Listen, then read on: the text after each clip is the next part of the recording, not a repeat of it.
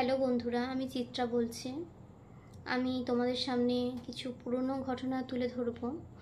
তো তার আগে আমি যে ঘটনাটা তোমাদেরকে বলছি সেই ঘটনাটা হলো সুশান্ত মার্ডার কেস। হ্যাঁ, 2022-এ যেই মেয়েটিকে কুপিয়ে খুন করা হয়েছে, 42 বার কুপানোর পরও তাকে ছাড়ছে না। তাকে সিসিটিভিতে প্রমাণসহ ধরা পড়েছে যে সে মেরেছে।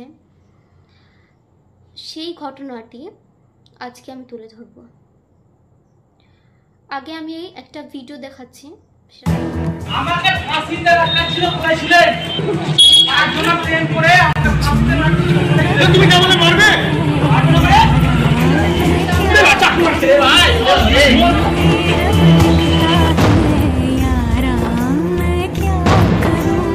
কতটা পাগল হলে, কতটা মাথা কতটা খারাপ হলে মানুষে এরকম একটা নোংরা জিনিস করে, কতটা খারাপ হলে। মানে তাকে খুন একবার করা হয়নি, তাকে একবার চাকু মারা হয়নি, তাকে 42 বার কুপানোর পরও তার ক্রোধ থামছিল না।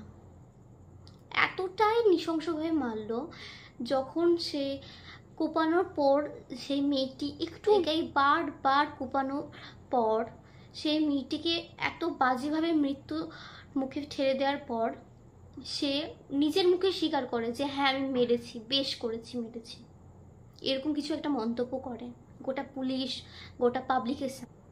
আর এই ভিডিওতে এটাও দেখতে পাচ্ছ যে এটাই ওর কথা যে মেয়েটি আমাকে ধোকা দিয়েছে বা ইগনোর করেছে বা কোনো কিছু তাদের সম্পর্কে কোনো কিছু দিয়েছে, বলেছিল যে মেয়েটি আমার সাথে 5 বছর পর এরকম করছে, তার জন্য ওকে মেরেছি। আমার কথা হচ্ছে একটা সুস্থ মানুষ কোনোদিনও মারবে না।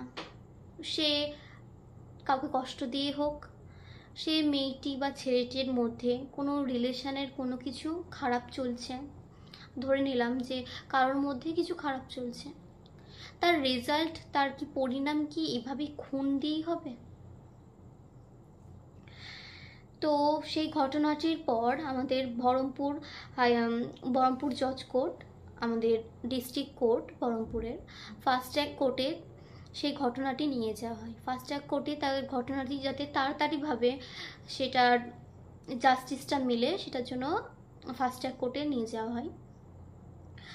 তো ফাস্ট ট্র্যাক কোর্টে আমাদের বহরমপুর কোর্ট থেকে যে রায়টা বেরিয়েছিল, সুশান্ত চৌধুরীকে ফাঁসির সাজা দেওয়া হয়েছিল।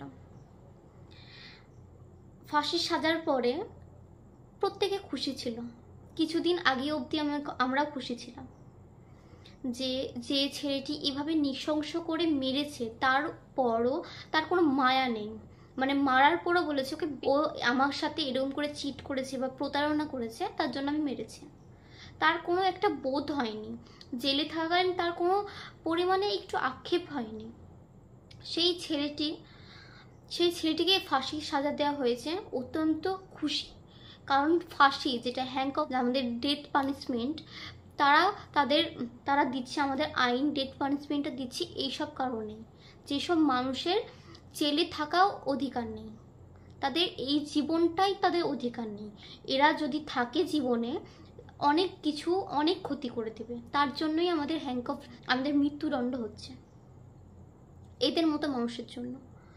তো ঘটনাক্রমে আমাদের এই জুন মাসে 2 দিন আগে সুশান্ত চৌধুরীকে কলকাতায় হাইকোর্ট থেকে বিচার হলো যে তাকে 40 বছরের যাবজ্জীবন করা হলো এবং তার খুনের সাজাটা, যে মৃত্যুদণ্ডের সাজাটা, সেটা মাফ দেওয়া হলো।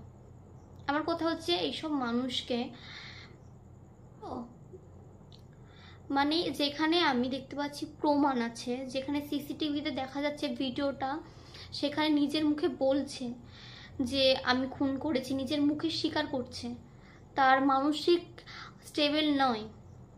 এদেরকে না, মানে যে মেন্টাল সার্টিফিকেট দিয়ে যদি বলা হয় তারা বেঁচে যাবে, সেরকম মেন্টাল নেই। পাগলরা তাদের নিজের ভালো বোঝে না। ও কিন্তু জানে যে এই জিনিসটা করছে, সেই জিনিসটার পরিমাণ খারাপ হবে।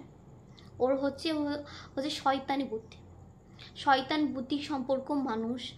তার প্রমাণ আছে, ভিডিওতে দেখা যাচ্ছে প্রমাণ সহ একটা মেয়েকে এত নৃশংসভাবে কুপিয়ে খুন করা হয়েছে। তারপরও আমি জানি না যে আমাদের আইন অনুযায়ী কি উচিত না অনুচিত, কিন্তু এই যে ফাঁসির সাজাটা থেকে তাকে মুক্তি দেওয়া হলো, এটা খুবই অন্যায় কাজ। এটা আমি এটা মানতে পারছি না। আমাদের দেশে এত চোখের সামনে যদি মানুষের এত কিছু দেখার পরও দেশের আইন এত কেন অন্ধ হয়ে যাচ্ছে? আমাদের দেশের আইন আমরা মানি যথেষ্ট, আমাদের আইন, আমাদের ভারতের দেশের আইনকে আমরা মানছি। আমাদের হাইকোর্টের বিচার, আমাদের কোর্টের বিচার, আমরা জানি যে এই কোর্টের বিচারে জাজ যেটা বলবে সেটা জাস্টিস হবে। কিন্তু আমি সুশান্ত যে বিচারে আমি একদমই খুশি নই। এটা আমার হয়তো নিজের মতামত, আমার ভেতরকার কথা তোমাদেরকে বলছি, কিন্তু আমার দেওয়াই, কারণ সেই ছেলেটা যে 40 বছর পর আবার বেরিয়ে আসবে। আমি চাই না যে একটা ছেলে এভাবে নৃশংসভাবে খুন করার পর, এতটা বাজে অপরাধ করার পর, তাকে কোনোদিনও উচিত ছিল না তাকে ফাঁসি থেকে। যাই হোক, আমাদের দেশের ফাঁসি সাজা রয়েছে, আমরা সেটা মানি, আমরা সম্মান করি সেটাকে, কিন্তু আমরা এটা উচিত যে ন্যায় বিচারটা আমরা যতটা পারবো আমরা নিজেদের জন্য, ন্যায় বিচারটার জন্য আমরা লড়বো। তো এই বিচারের জন্য আমি একদমই এগ্রি করি না। আর তোমরা যদি এগ্রি না করো তো তোমরাও দাঁড়াও পাশে। আর আজকে আমাদের সাথে আমাদের 2022-এ যেটা হলো, তারপর এখন আমাদের সাথে আমাদের 2025-এও তাই হতে পারে, কারণ সে তো ফাঁসিতে মারা গেল না, তার তো জাস্টিস, যেমন আরজি করের ঘটনায় তারও জাস্টিস হলো না আমাদের। তো এরকম যদি আমরা জাস্টিসটা যদি আমরা না পাই, তো আমাদের ভবিষ্যতে কিন্তু ক্রাইম বাড়তেই চলেছে, আর বাড়ছেও। কারণ যারা ক্রিমিনাল তারা জানে যে তাদের শাস্তি হবে না, তাদেরকে বাঁচিয়ে নিবে কোনো ক্রমে। তো তারা 2 বছর 10 বছর জেল খাটবে, কিন্তু বেরিয়ে আসবে, বা টাকার পাওয়ারে তারা বেরিয়ে আসবে। তো তারা একদিন না একদিন তারা ছাড় মুক্তি পাবে। তো এখন আমাদের দেশে যা অবস্থা, আমাদের ক্রিমিনালরা মুক্তি পাচ্ছে, নির্দোষরা ভেতরে ঢুকে আছে। তো আমি অনুগ্রহ করে যদি আমি ভিডিওটা যদি সবাই দেখতে পাও, তো অনুগ্রহ করে আমি বলবো যে যারা দোষ করছে একটু মানবিক দিকটা আমরা আগে আনি, আমরা এতটা পাথর হই না। এবার সবাই মিলে করতে হবে, একা সবাই ভাবছে কি আমি নিজের মতো চলছি। এই কেসটা হলো, এটা তো আমাদের সাথে হয়নি, এটা তো আমার কেস না, আমি কেন পাশে থাকবো? কিন্তু এটা তো আপনার সাথে হতে পারতো, এটা তো তোমাদের সাথে হতে পারতো, এটা তো আমাদের নিজেদের মধ্যেও হতে পারতো, তাই না? তো এখানে যদি আমরা যদি একে অপরের পাশে যদি আমরা মিলবদ্ধ করে না দাঁড়াই, তো আমরা কোনোদিনই না আমাদের সঠিক বিচার পাবো না।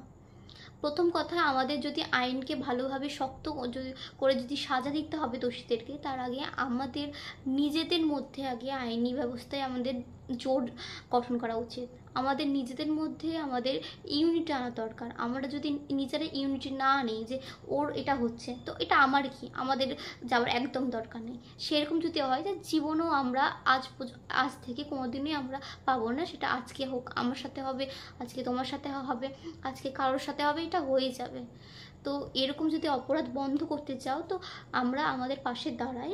এবার আমরা রাস্তাঘাটে কোনো কিছু আমরা যদি দেখতে পাই যে কিছু একটা ইললিগালি কোনো জিনিস হচ্ছে, যে জিনিসটা উচিত না, সে জিনিসের জন্য আমরা সেটাকে চোখে না দেখিয়ে চলে যাওয়ার চেয়ে আমরা সেটা প্রোটেস্ট করি, এগেনস্টে দাঁড়াই, এবার তাদের সবাইকে মানুষের সাহায্য করি।